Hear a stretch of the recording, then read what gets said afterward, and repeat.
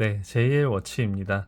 오늘 소개해드릴 제품은 시티즌 시계고요. 모델명은 AT8260-18A 모델입니다. 라디오 컨트롤 무브가 들어간 시계고요.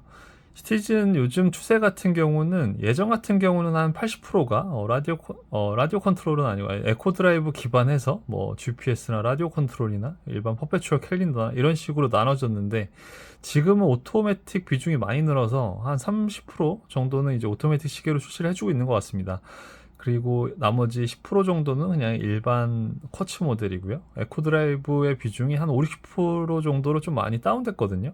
아무래도 디지털 시계 같은 경우는 스마트워치랑도 경쟁을 해야 되기 때문에 지금은 그리고 또 이제 포지션이 시티즌의 가격대나 뭐 세이코 가격대가 거의 스마트워치 가격대랑 좀 비슷하기 때문에 그런 쪽에서 조금 밀리고 있는 게 사실인 것 같고요.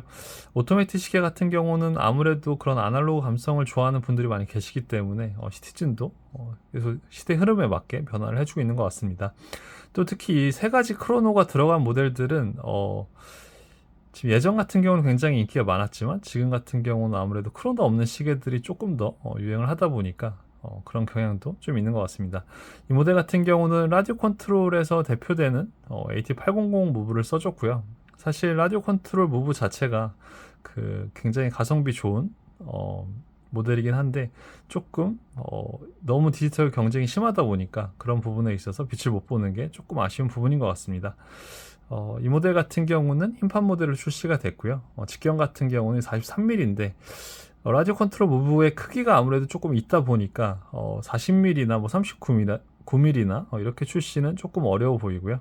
기본적으로 작은 AT 모델들도 42mm 이상인 거 보니까 무브에 그 영향을 좀 많이 받는 것 같습니다. 그래서 그 직경 같은 경우는 43mm고요. 그리고 라우트러그 사이즈가 52mm 정도 되니까 참고하시면 좋을 것 같습니다. 시계의 특징점이 있다면 전체적인 브러싱이 브러시드 처리된 부분이고요. 보통 흰판 모델에 이제 그 라디오 컨트롤 들어간 모델들이 베젤 같은 경우는 유광을 많이 써주는데 이 제품은 베젤도 브러시드하게 처리해 준 게 특징점입니다. 그렇다고 완전하게 무광만 있는 건 아니고요. 군데군데 피니싱을 폴리싱도 처리를 해줬으니까 이런 디테일한 부분도 영상으로 참고하시면 좋을 것 같습니다. 흰판 모델이라 아무래도 브레이슬릿이 들어가면 약간 심심한 느낌이 있는데 이렇게 네이비 스트랩을 써줬습니다. 약간 광택이 있는 네이비를 써줬는데 사실 소가죽에서 유광을 써주면 저는 그렇게 선호하진 않기 때문에 줄질을 하시는 것도 괜찮은 방법일 것 같아요. 보통 라디오 컨트롤이 23mm도 많은데 이 제품이 이제 22mm니까 자유롭게 22mm 밴드로 호환이 가능합니다.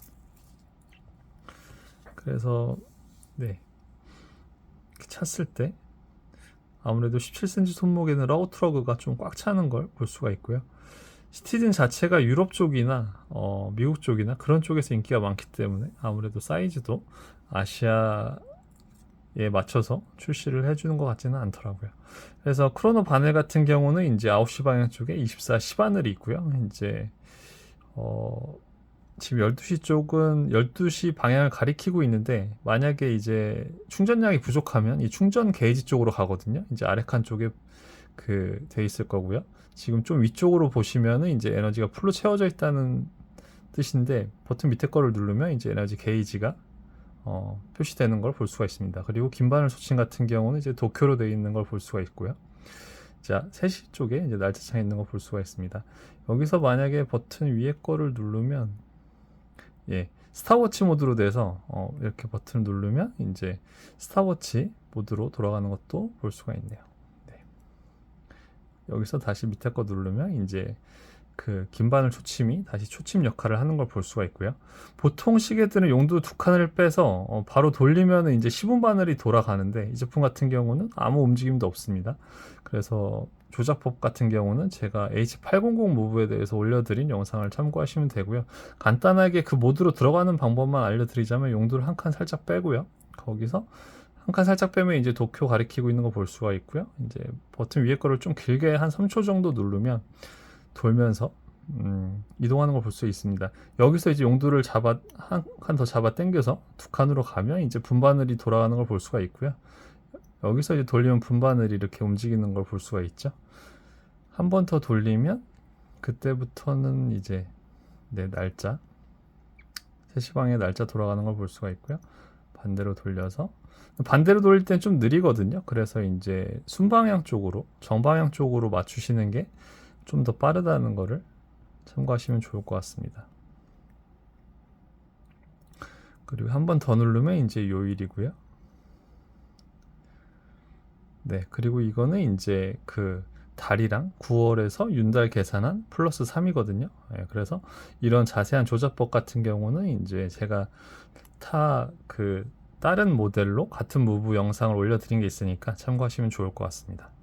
영상이 좀 길어질 수 있기 때문에. 네. 그리고 시티즌 특징점이 있다면 이 디버크를 써주는데 고리가 하나거든요. 그래서 보통은 이런 가죽줄에는 고리가 2개인데 이렇게 움직이는 고리 하나만 채택해주는 것도 시티즌의 특징이고요. 조금 오래되긴 했지만 이런 형태의 디버크를 써주는 게 좀 오래됐는데 조금 리뉴얼 해주면 좋지 않나 그런 생각도 좀 드네요. 기본적으로 사파이어 글라스를 채택을 해줬고요. 네. 에코 드라이브 사용해 준 걸 볼 수가 있네요. 두께 같은 경우는 10.2mm니까 참고하시면 좋을 것 같습니다. 네, 솔리드 백이고요. 시계를 좀 다양한 각도에서도 보여드릴게요. 블루엔즈를 써준 것도 이 시계의 특징점이 될 것 같네요. 블루엔즈가 아니라 이 초침을 블루엔즈로 써줬고요. 그리고 이제 크로노 바늘들도 블루엔즈인 걸 볼 수가 있습니다. 실제 분바늘이랑 시바늘 같은 경우는 그냥 스테인리스 실버 색상을 써준 걸 볼 수가 있네요. 네, 이렇게 해서 오늘은 시티즌 에코 드라이브 모델 리뷰를 해드렸고요. 다음번에 또 더 다양한 시계들로 찾아뵙도록 하겠습니다. 감사합니다.